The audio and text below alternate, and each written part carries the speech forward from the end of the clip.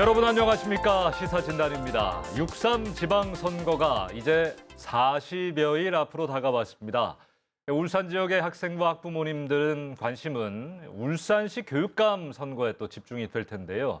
이 교육 정책과 방향에 따라서 우리 아이들의 미래와 지역 교육의 수준이 달라지는 만큼 이 교육감 선거의 중요성도 크다고 할 수 있겠습니다.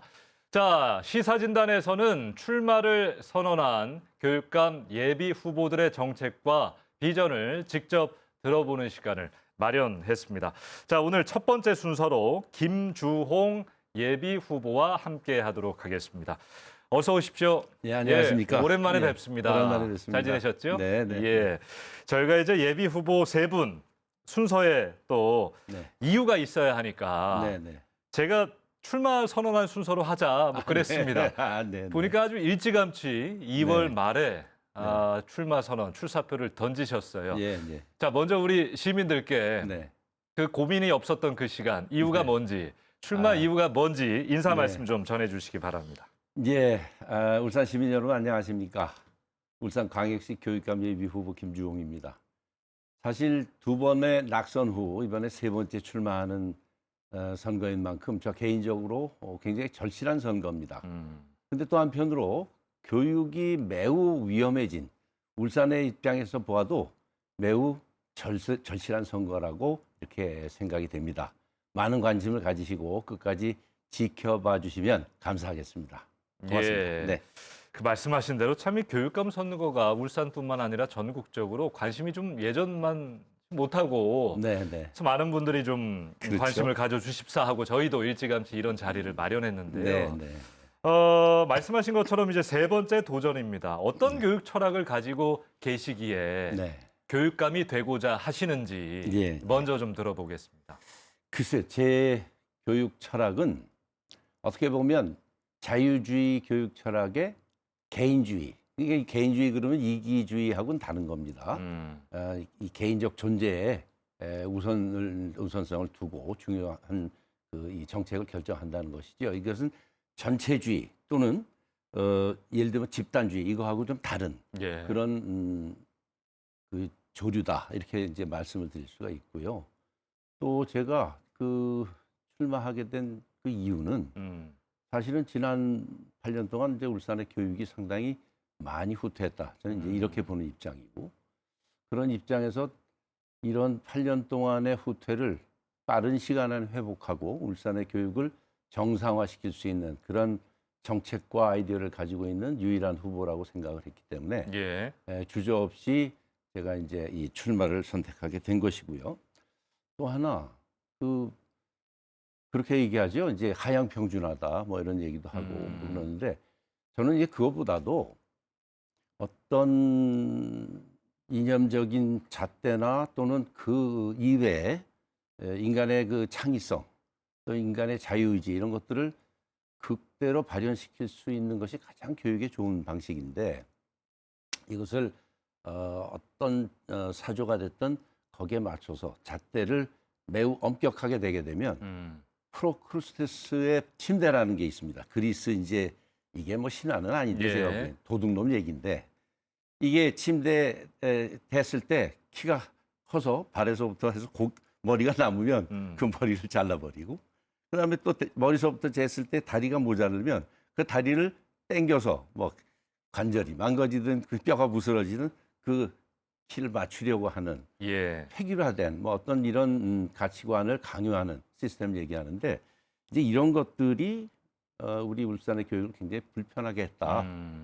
이거에 대한 대안은 저밖에 없지 않느냐 뭐 이런 생각을 하게 됐고 그것이 이제 이번에 제가 이제 교육감 후보로 나온 결정적인 이유라고 볼 수가 있겠죠. 네. 지금부터 김주홍 후보의 교육 정책 어떤 생각을 좀 갖고 있는지 뜯어보도록 하겠습니다. 시사진단 본격적으로 시작하겠습니다.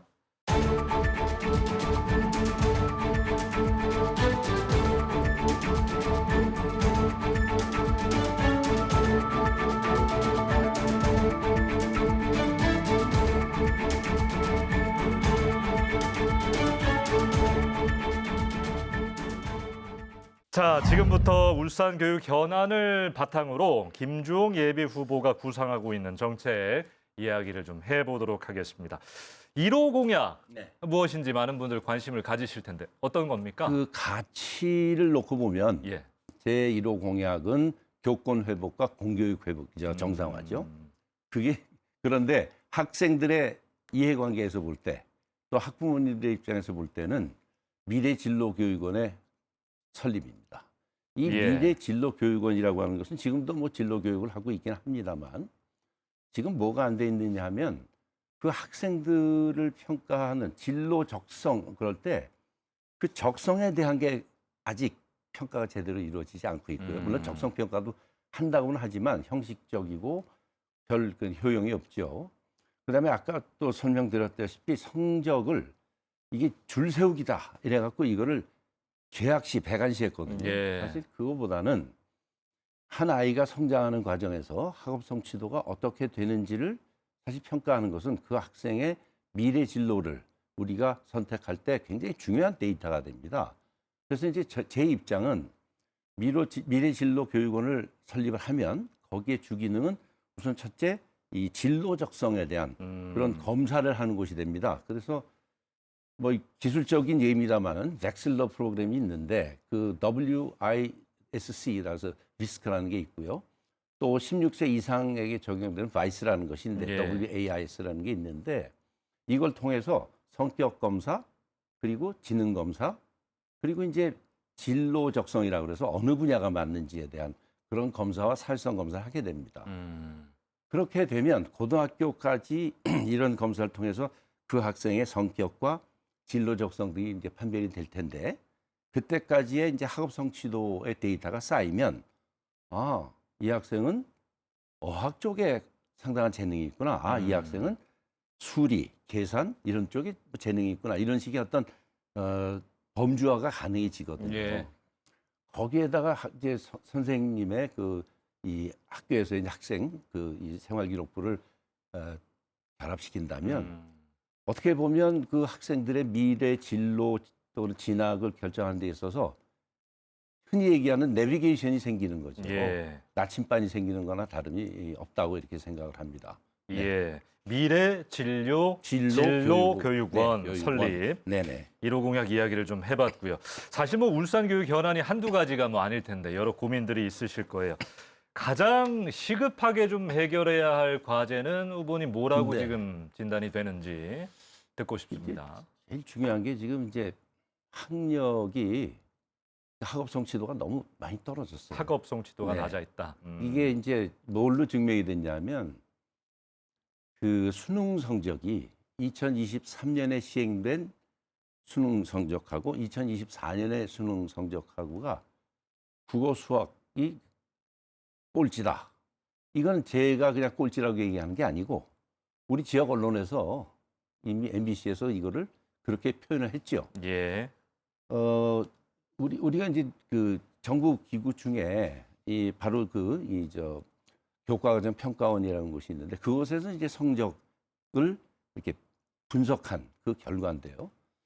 또 영어는 그 당시에 이제 이게 절대 평가로 바뀌면서 90점 이상은 뭐 1등급을 준다 그러니까 그거는 굉장히 유동적이고 그래서 등급을 질 수가 없는데 국어 수학은 이 등급이 있거든요. 그래서 그 등급에 따라서 볼 때 1 내지 3등급이 울산이 굉장히 낮고 그다음에 4등급 밑에 쪽으로가 이제 그 높은 전형적인 그러면서 순위를 매겼을 때 그전에는 7대 광역시 중에 7위였거든요. 아, 예. 6위였거든요. 인천이 7위였습니다. 근데 이게 2023년에 그렇게 되고 2024년에 울산이 7위가 되고 또 작년도 거는 올해 6월 달쯤 발표가 될 텐데 아마 거기에서도 대동소이하지 않겠느냐 이런 분석들이 나오고 있어서 저는 이런 것들이 지금 시급히 예. 말하자면 우리 울산 교육에서 풀어야 될 첫 번째 과제가 아니냐 하는 예. 생각을 합니다. 그리고 한 가지만 더 말씀드리면 이런 성적도 중요하지만 아까 말씀드렸던 미래진로 교육원의 역할 중에 바로 이 성적이 이렇게 나오는 그 이유가 있는 거예요. 학생들의 적성에 맞지 않는 그런 식의 교육 방식이 있었지 않느냐. 근데 그걸 검사할 때 비용이 들거든요. 30 내지 50만 원씩 드니까 비싸네요. 많이 들이면 100만 원이 든다는 얘기죠. 예. 2번을 검사한 거니까. 그렇게 됐을 때 가난해서 그 검사를 못한 학생들이 있지 않겠어요? 그럴 때 그 학생들의 경우는 굉장히 억울하겠죠. 이걸 교육감이 교육청에서 담당해가지고 우리 공적인 자금으로 해결을 해주겠다 하는 것이 들어가고 예. 그렇게 되면 자기 적성에 맞는 공부를 하게 되면 제가 보기에는 수능 성적도 상당히 올라갈 수 있다고 봅니다. 예. 알겠습니다. 뭐 다른 진로를 결정하는 어떤 지역적인 분위기도 뭐 작용을 하겠습니다만 일단 네. 학업 성취도를 좀 끌어올리는 것이 예, 시급한 과제다라고 말씀해 주셨는데 그럼 어떻게 해야 되는 겁니까? 뭐 방안을 갖고 계십니까? 글쎄요, 뭐 학업 성취도라고 하는 것이 그냥 열심히만 한다고 되는 건 아닙니다. 우선 첫 번째는 이제 우리가 이제 기초학력이라고 하는 것이 이제 제대로 보장돼야 되겠죠. 예. 기초학력이라고 하는 것은 그야말로 기초학력입니다. 가장 중요한 읽고 쓰고 또 말하고 셈하고 이런 것들이 굉장히 중요한데 이런 것들을 그 제대로 말하자면 과정마다 이 학습 내용을 익히고 성과를 거두면서 올라가야 되죠. 예. 지금도 그걸 평가하는 일종의 시험 같은 것이 검사로 진단 검사하고 이런 걸로 시행이 되고 있어요.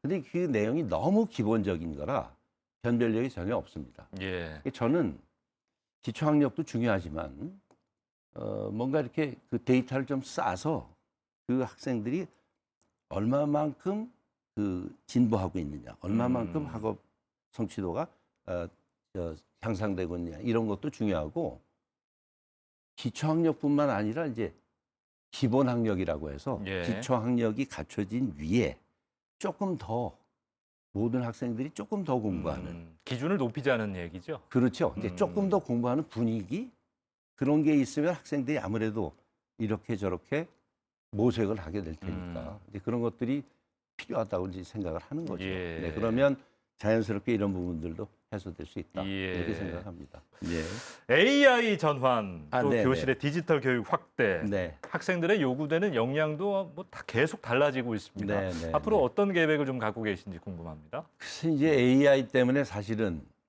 그 효율 또 어떻게 보면 효용성, 그 가치 창출 이런 것들이 굉장히 빨라졌죠. 제가 4년 전에 교육감 후보로 나왔을 때 제일 먼저 제시했던 게 AI를 중심으로 한 미래 교육이었어요. 예. 근데 그때만 해도 AI는 뭐 거의 그렇게 중요하지 않았고, 오히려 이제 미래 교육과 관련해서 메타버스나 이런 것들이 더 이제 중요한 시청각 자료가 된다 이렇게 봤었는데, 지금 뭐 AI가 그동안에 너무 과속을 해서 이게 발전하다 보니까 너무 빨라요. 예. 경제건 사회적인 문제건 전 지구적인 이슈가 다 AI로 빨려 들어가게 돼요. 그래서 이제 AI를 모르고는 아무것도 할 수 없는 시대로 그냥 들어가 버렸습니다. 사실은 AI 교과서가 나왔을 때 우리 교사분들이 많이 반대를 해가지고 그 AI 교과서는 거의 폐기다시피 했거든요. 그걸 아시는 국민들도 얼마 안 되실 거예요. 그런데 그 AI 교과서를 쓰게 되면 제가 오늘 말씀드리는 것들 중에 상당 부분은 그냥 해결될 수 있는 것들도 있는데 그러나 지금 현실적으로 우리나라 사회에서 AI 교과서가 일단 그런 운명을 맞았기 때문에 앞으로 당분간은 AI 교과서를 얘기할 수 없는 상황인데 그렇다고 우리가 AI를 무시할 수가 없습니다. 예. 그래서 저는 이 AI 관련해서 6대 공약이라서 내세운 게 있어요. 예. 이 내세운 게 뭐냐면 첫째, 교사의 AI 역량을 강화하겠다. 두 번째, 학생의 마음 건강 회복 시스템을 이거를 강화하겠다. 디지털 판단력 교육을 강화하겠다. 관계 갈등 해결 교육도 강화하겠다. 예. 세계 이해 기초 교육도 하겠고 기초 AI 디지털 역량을 강화하겠다. 뭐 이런 그 6개의 공약을 지금 제시하고 있습니다. 이런 것들은 어떻게 보면 앞으로 닥쳐오는 시대에 교사들이 AI 리터러시를 그러니까 AI 문해력이라고 이제 어거지로 해석을 하면 그런데 AI를 이해할 수 있는 그런 능력 이런 것들을 교사들이 먼저 갖추고 그리고 학생들에게 가르쳐야 되고요. 예. 또 학생들한테 가르칠 때 지금 제일 문제가 뭐냐면 페이크거든요. 거짓으로 만든 딥페이크 테크놀로지에서 만들어지는 그런 가짜 뉴스나 또는 가짜 화면이나 이런 것들이 있는데 심지어 이제 AI는 세계적인 음악 콩쿠르에서 작곡 분야에 세계 1위를 하기도 하고요. 미술 작품 전람회에서 1위를 하기도 하고 하거든요. 근데 그게 AI로 만든 거면 사실은 인간의 그 원래의 가치를 대체해 들어오는 거니까 굉장히 사실 위기죠, 지금 상황은. 예. 이런 것들에 대한 종합적인 대책이 있어야 돼요.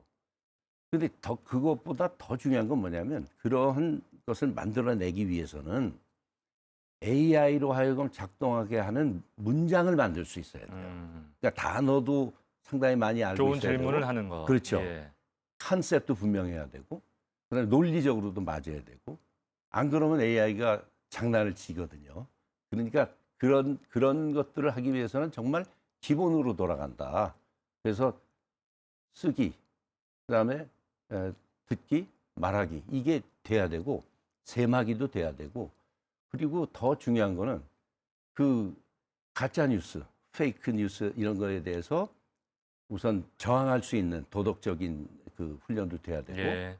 사회적으로 공존과 협력을 할 수 있는 그런 인성 교육도 함께 이루어지지 예. 않으면 AI 시대 우리 아이들이 세상을 살기가 그렇게 쉽지 않다. 예. 이런 결론을 내리고 그런 쪽으로 그러게요. 교육 예. 방향을 잡는 것이 좋겠다고 보고 있습니다. 그렇습니다. 뭐 교수도 하셨습니다만 뭐 네. 학습의 속도나 뭐 네. 역량은 AI를 인간이 따라갈 수가 없잖아요. 그래서 없죠. 말씀하신 것처럼 네, 네. 학교가 뭐 인성 교육이라든지 뭐 그렇죠. 갈등을 어떻게 잘 해결하는지 뭐 이런 것들에 좀 세 분이 예. 집중을 해주시면 좋겠네요. 학부모님들의 불만이 나오는 현안 중에 하나가 네, 네. 학교 배정 문제입니다. 아, 잘 알고 네, 계시겠지요. 네, 네.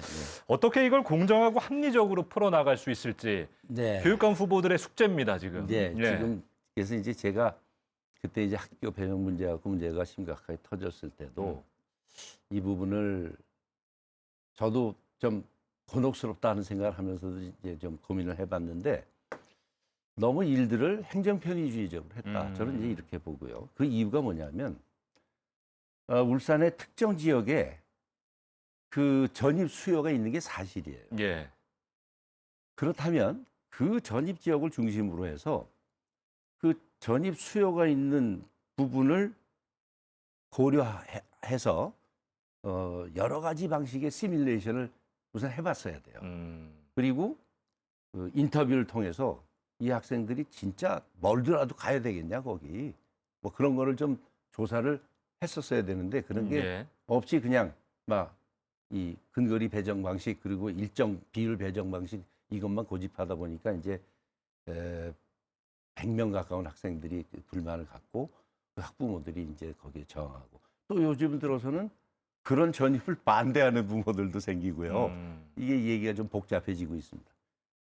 제가 해법을 지금 명쾌하게 이거다라고 말씀 못 드리지만 그런 대상들을 일단 한 6월 정도면 대충 나오거든요. 그런 대상들이 나올 수 있거든요. 예. 그러면 그 대상들을 중심으로 해서 끊임없이 이 소통하고 그리고 자꾸 시뮬레이션을 해봐야 된다고 생각해요. 그리고 그 시뮬레이션 결과를 가지고서 어느 정도 선에서 이거를 그냥 컴프로마이즈 해야 되는 거죠. 예. 이거다라고 해서 일도양단식으로 정해주게 되면 반발이 일어나니까 약간의 어떤 이 완충 지대를 두고 이렇게 좀 최적의 어떤 솔루션을 찾는다 예. 그럴까요? 그런 노력을 했다면 그 반발이 지금처럼 크진 않았을 거예요. 그러게요. 이게 모두가 만족할 만한 결과는 애당초 그렇죠. 나올 수가 없는 네네. 사실 사안이라. 이게 시장이었으면 가격이 폭등했겠죠. 예. 근데 지금 그렇지 못한 상황이 되니까 갈등으로 이게 표출되는 거죠. 그래서 갈등을 줄이는 방법 중에 가장 좋은 방법이 점진적으로 이거를 예. 해결하는 거거든요. 그게 시뮬레이션을 많이 그러면 네. 뭐 사전에 치밀한 조사를 하자 거기까지는 이해가 되는데 네. 교육감 후보가 갖고 있는 어떤 원칙은 또 존재할 거 아닙니까? 뭐 그렇죠. 근거리 네, 배정을 근거리 원칙으로 배정은 하자. 하되. 원하는 학교를 보내도록 하자. 그렇죠. 어떤 겁니까? 아니 그 원하는 학교를 보내주자 그러면 예. 또 똑같은 상황이 예, 벌어지니까 예. 근거리 배정을 원칙으로 하되 하되 어떤 학생의 경우는 정말 터무니없이 먼 곳을 가야 되는 경우가 있거든요. 예. 그런 경우는 이거를 해소할 수 있는 방법을 찾아주는 게 맞고 특히 특정 지역을 중심으로 벌어지는 그런 갈등은 보다 더 좀 탄력적으로 어떤 예를 들면 수요를 좀 우리가 파악한다면 여석이 있는지 예. 또 뭐 증축이 가능한지 뭐 하는 문제까지도 같이 고려해서 특정한 그 지역에 있어서의 어떤 수요 공급의 그 차이를 가능한 한 맞춰보려는 노력이 중요하다. 저는 이렇게 생각합니다. 예. 네. 알겠습니다. 참 어려운 문제고. 네. 예. 학생 중심 이야기를 좀 해봤는데 네, 이번엔 네. 교권 침해 네. 문제를 좀 짚어보도록 하겠습니다. 예. 얼마 전에 이제 계룡의 한 학교에서 네. 학생이 또 선생님에게 흉기를 휘두르는 그렇습니다. 경찰에 바로 체포가 네, 됐죠. 네. 학생 인권도 중요하지만 교사가 제대로 교육할 수 있는 환경, 교육 당국이 만들어 줘야 하지 않겠습니까? 예, 예. 어떤 대책을 좀 갖고 계신지요? 그래서 제 공약 중에 이제 가치적으로는 교권 회복과 공교육 정상화 뭐 이런 거를 제1 공약이다 이런 말씀 드렸었는데 이제 중요한 점은 뭐냐면 그동안 우리 선생님들의 교권이 굉장히 많이 시달렸어요.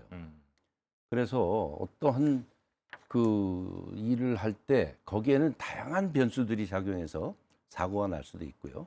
또 제대로 일이 진행되지 않을 수도 있고 뭐 이런데 그럴 경우에 선생님들한테 무한 책임, 예. 그 무한 책임 비슷하게 이게 말하자면 뭐랄까요, 추궁이 들어가니까 선생님들의 입장에서는 이제 이거 안 하고 싶은 거예요. 그래서 예를 들면 수학여행, 아이고 노노, 어디 뭐 현장 가서 노노. 예. 이래서 피해는 이제 학생들이 보게 돼 그렇죠. 있어요. 결국 그 피해는 학생들이 보는 거거든요. 그래서 저는 이 선생님들의 책임의 한계를 분명히 지어주자. 불가항력적인 부분에 대해서는 면책하고 또 법적으로 책임져야 되는 부분에 대해서는 법적인 책임을 지되 그전에는 또 교육부가 뭐 구상권을 행사한다 그러고 그래가지고 좀 괴롭힘을 가했던 경우도 있었어요. 뭐 울산이 아니라 다른 예. 지역도. 그래서 적어도 그런 일은 이제 교육감이 하지 않겠다. 그런 부분 하지 않겠다. 그리고 이제 악성 민원이라는 게 있습니다. 악성 민원이라는 건 이제 좀 무리하게 예. 민원 제기도 하고 해결을 할 때 조금 더 무리한 방법으로 충돌을 일으키고 이제 이런 경우인데 그런 경우에 우리는 이제 그동안은 교사가 이걸 다 본인이 혼자서 대응을 했어야 됐거든요. 맞아요. 안타까운 이거는 사고도 있었고. 아니다. 예. 이건 아니다 해서 일단 그 원칙이 몇 가지 있습니다. 그 분쟁 당사자는 띄워놓고 그리고 분쟁을 해결하는 기구로 이것을 객관화시켜서 넘기고 그리고 분쟁 해결 절차를 따라서 소송 대리인제처럼 이렇게 갈등을 해결할 때 그 대리인들이 나서서 해결을 하고 또 교사에 대해서는 예를 들면 법적인, 행정적인 또는 제도적인 이런 그 재정적인 지원까지 포함해서 이렇게 고려한 태스크포스가 운영돼야 된다 이렇게 생각을 하고 그런 방향으로 교사들을 보호하고 나중에는 이제 적극적으로 이렇게 교육과 지도에 나선 교수들에 대해서는 인센티브를 부여해서 예. 좀 자긍심을 갖고 일할 수 있도록 그렇게 하는 게 중요하다고 생각합니다. 예. 네. 알겠습니다. 교사들의 유한 책임제를 확립하겠다. 예. 또 더불어 학생들의 인권도 촘촘하게 보호하겠다. 정리를 해보죠. 자, 울산교육 현안과 김주홍 예비 후보의 정책 살펴봤습니다.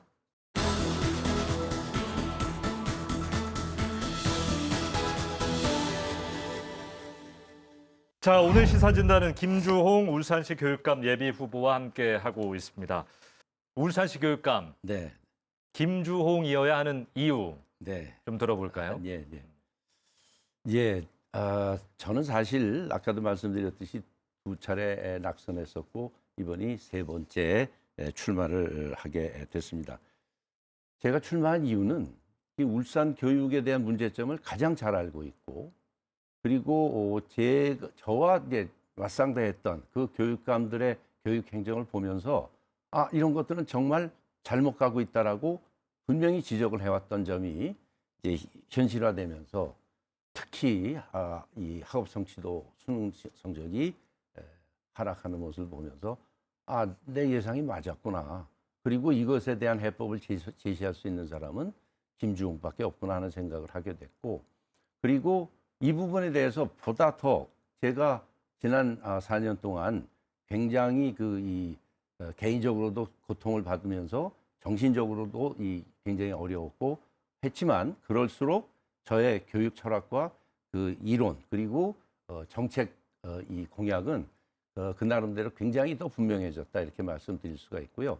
그런 의미에서 제가 출마하지 않으면 울산 시민 여러분들께 더 큰 죄를 짓는 것이고 또 제가 앞으로 살면서도 그 책임감에서 못 벗어날 것 같아서 이번에 김주홍이 아니면 안 된다고 생각을 하고 출마를 했습니다. 많이 지켜봐 주십시오. 예. 네. 자, 마지막으로요. 이번 선거 바라보는 또 울산 시민 여러분들, 학부모, 교육 가족 여러분께 끝으로 전하고 싶다 싶은 이야기 있으면 전해 주십시오. 예, 울산 시민 여러분, 오랜 시간 동안 제2 보잘것없는 얘기를 들어주셔서 감사합니다. 제가 4년 전에 나와서도 미래 교육을 얘기할 때 그 미래 교육에 대해서 우리도 했었어요라고 그 전임 교육감 중에 한 분이 그렇게 말씀을 하셨어요. 우리도 했었어요라고 하는 게 중요한 것이 아니고 그것을 메인 테마로 잡아서 그쪽으로 대비를 하고 그리고 투자를 하고 그리고 훈련을 하는 그 작업이 지난 4년 동안 이루어지지 못했다는 것이 제 이제 한탄스러운 그런 그 만시지탄이고요. 또 지금 현재와 같은 상황이 계속된다면 울산에서 공부하는 학생들은 패배주의에 빠지고 미래에 대한 희망을 잃어가는 그런 아주 위험한 상황에 와 있다고 생각을 해서 제가 어려운 상황이지만 출마를 결심하고 열심히 선거운동을 하고 있습니다. 앞으로 많이 지켜봐 주시고 제가 옳은 길을 가고 있다면 많이 성원해 주시기를 당부드립니다. 감사합니다. 예. 자, 김주홍 울산시 교육감 예비 후보와 오늘 함께했습니다. 고맙습니다. 네, 네, 감사합니다. 네. 예, 백년지대계. 교육은 100년을 내다보고 계획을 세워야 하는 중요한 일입니다. 우리 아이들의 미래 교육 방향을 누구에게 맡길지 후보들이 제시하는 정책과 비전 미리 꼼꼼하게 비교해 보시기를 바라겠습니다. 자, 다음 주 이 시간에는 구광열 울산시 교육감 예비 후보와 함께할 예정입니다. 오늘 함께해 주신 여러분 고맙습니다. 당신의 일상이 달달해질수록 소스는 저당으로 비비드 키친. 저건 뭔 소리야? 영감 당질이라는 소리요. 소스 맛은 그대로인데 당 부담은 줄였대. 안 바꿀 이유 있단가? 1등 저당 소스 비비드 키친. 마침내 새로운 블랙라벨을 마주할 순간입니다. 스테이크의 새로운 세계. 블랙라벨 시즐링 스테이크. 아웃백. 나에게 딱 맞는 블렌딩. 매트리스에도 필요하죠. 안정적인 바디감, 크리미한 포근함, 취향에 맞는 쿠션감. 나에게 꼭 맞춘 숙면 블렌딩. 금성침대. 아, 인사돌 저도 먹죠. 잇몸만 좋을 땐 불편했는데 좋아졌어요. 잇몸속부터 힘이 생기는 것 같아요. 꾸준히 먹으면 정말 편해져요. 인사돌 스위스 풋모커가 획득. 시작하길 잘했어요. 인사돌. 한컴 문서만 만드는 회사 아닙니다. AI를 지휘하는 오케스트레이터입니다. 데이터, 보안, 일상의 안전까지 한컴의 조율로 완성됩니다. AI 오케스트레이터 한컴.